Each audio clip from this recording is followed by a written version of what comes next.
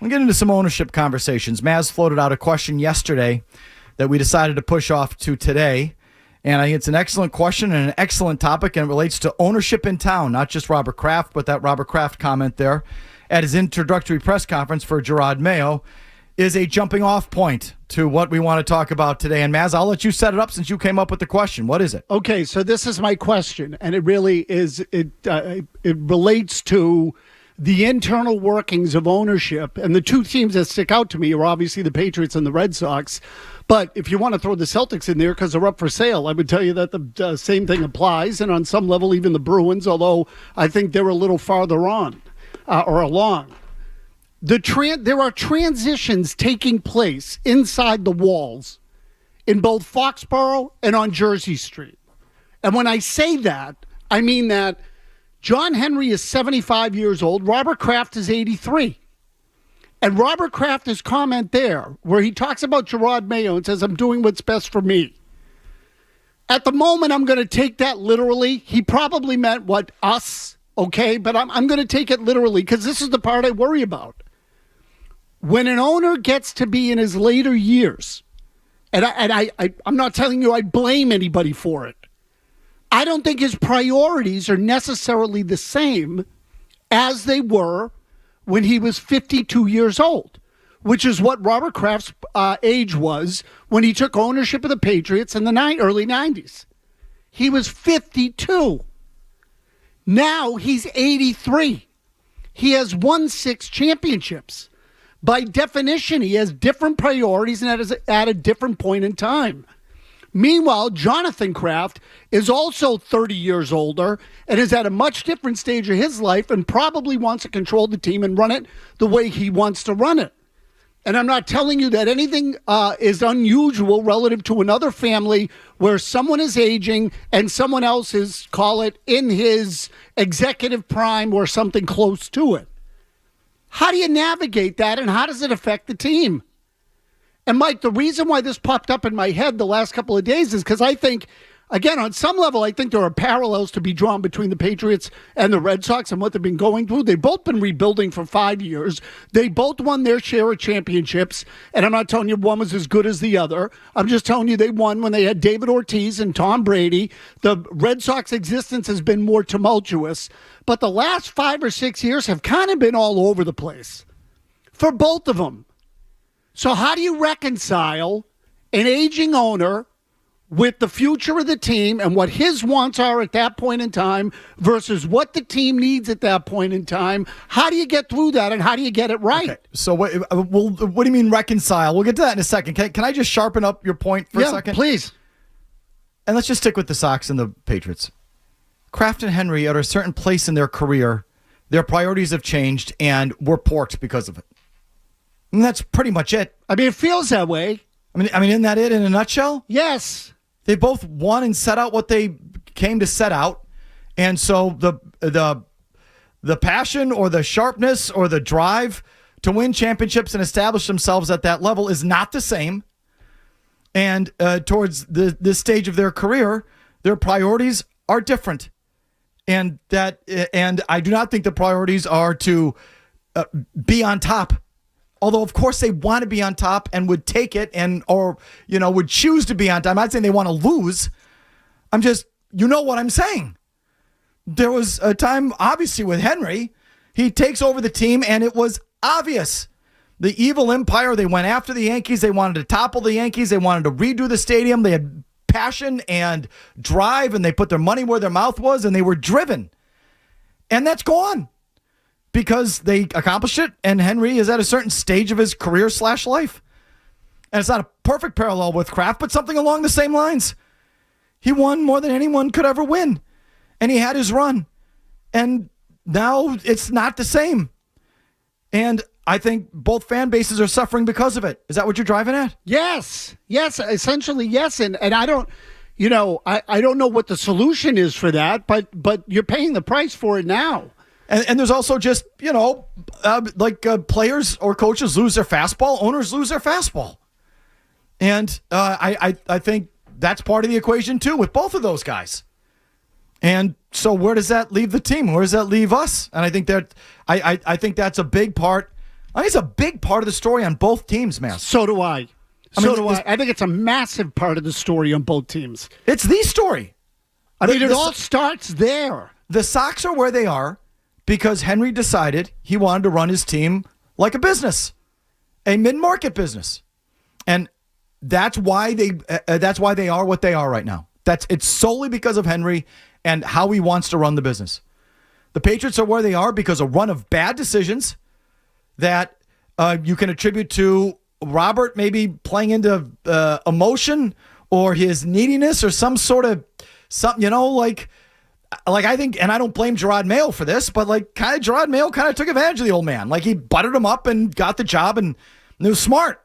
Like I don't blame Gerard Mayo for it, but is Kraft pre-Super Bowls? I mean, I guess he did. He did it early on. I mean, the Pete Carroll, Andy Wozenchuk, Bobby Greer thing was not the greatest idea. I don't know. I just think it ties into where he is in his career as well, Mazz. Yeah, and I guess maybe this is a way to sort of crystallize it, at least in my mind. Is Robert Kraft more interested about the future of the Patriots or his legacy right now? And I think and I don't totally, I would tell you, I had the same criticisms of Belichick at the end. I think Belichick was probably more interested in breaking Shula's record than he wasn't necessarily bringing in guys who were going to make his day-to-day existence more difficult, but who could help him win another championship in the short term. I think he was more fixated on, what was that line? I want to coach guys that I like, or something like that he said at some event. Yeah. Your priorities change. All of a sudden you say, I don't want the pains in the asses anymore. I just want to make my existence relatively easy. And in Robert's case, something like that. Again, now the actual specifics might be a little different. I think you get to a stage when you age that your priorities are different. And I just that cut with Robert there. I don't mean to mock him or belittle him with the way that he sounded, but what I do think that rationale for hiring Gerard Mayo. I said it that day. We can go back and pull it from January 11th. It's one of the reasons I hated the hire. Is that you're gonna pick a guy because of your instincts and you equate it to how you picked your wife? No. No, I mean, on some level, instincts are important. I get it. But the best decisions are thought out. You put effort into it. You vet different ideas. You bring different people to the table. You kick around a lot of different ideas from a lot of different people. You work to a solution. And then with no emotion, you just do the best thing for you and your business. Right? Aren't those the best decisions? Of course. It's not instinct. It's not purely instinct anyway. It's not, you don't start with your instinct. I can't believe that's what they teach at Harvard Business School where John went. That's what you do, but you fall into that bad habit at this stage because you begin to believe in your own crap, or I don't know. No, he's an old man who doesn't want to deal with a giant pain in the ass anymore. And Gerard Mayo is not that. No, I'm serious. I don't think this is about a business decision as much as it is as an 80-year-old man that is just oh, the hell with this. And I just dealt with a gigantic pain in the balls who wouldn't listen to me and ignored me over 20 years. And we had a massive amount of success, and that was great. Now I want the complete opposite. Someone's going to kiss my ass and say the right things, and we'll be able to control. And that's what Gerard Mayo is. So Mazz is, I guess you say, Mazz, where do we go from here? On the Sox, I don't know. I don't know what the answer is there. There's no one pushing back on John Henry. It doesn't feel like there's no one trusts Tom Werner. Larry Lucchino's gone. Rest in peace. I don't know what we all know Mike Gordon, a terrific guy.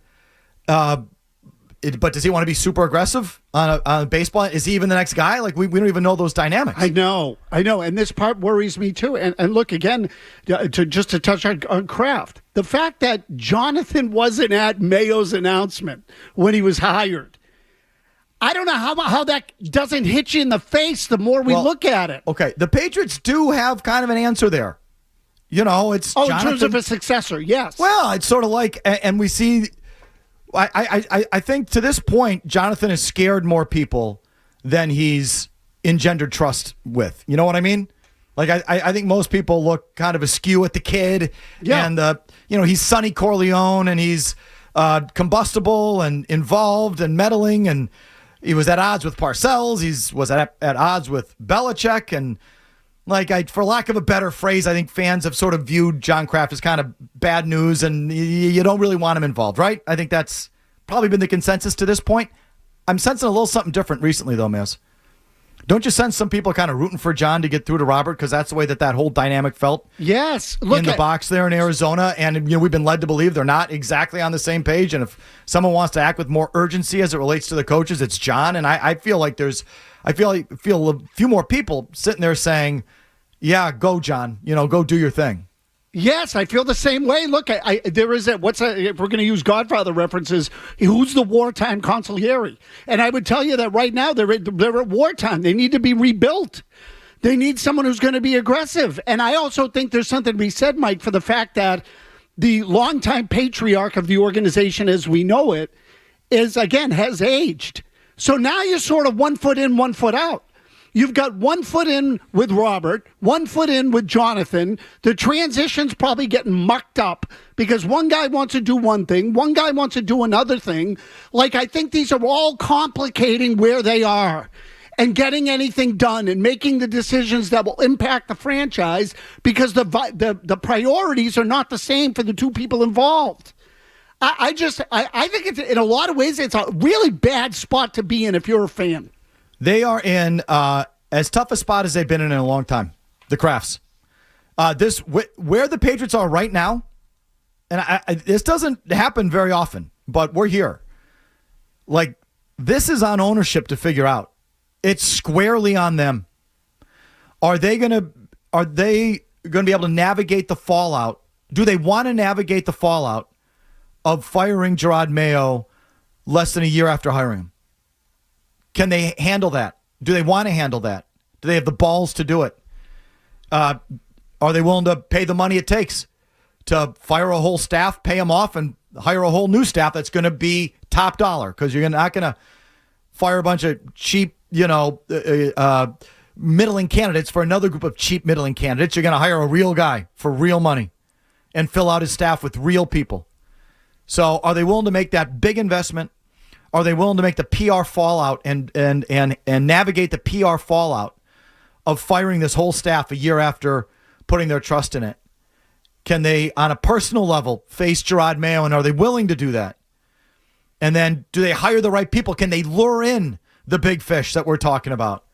Where's Vrabel or Ben Johnson or whoever that guy is on your list or their list? This is on them. And this is kind of a big spot. And if they decide to double down on Mayo, if they decide to double down on this whole staff, oh boy. And then who are they going to augment them with? Right? They're going to bring in a president of football operations to oversee the whole thing? And how does that work? And it's all on them. It's all they're doing. It's not like they can blame a GM for a bad draft pick or a coach for a bad call or anything. This is their deal. This is as tough of a spot as they've been in, Mazz, in a long time. Definitely. And are they up to it? Is Robert up to it? Is Jonathan up to it? Who makes the call? What's that dynamic? It's a big spot for those Robin guys. Glazier makes the call. Beat me to it. And you know what? The Red Sox, I'm sorry. I think the Red Sox are kind of even in a worse spot because the Patriots have John Kraft who might, he might be good enough to do it. He might not. Who knows? But there's a guy there. There's someone pushing it. If you like that clip, check out more videos from Felger and Mazz here. For more Patriots analysis and opinion, hit this playlist. And for all the latest from the Sports Hub, download the app at 985thesportshub.com.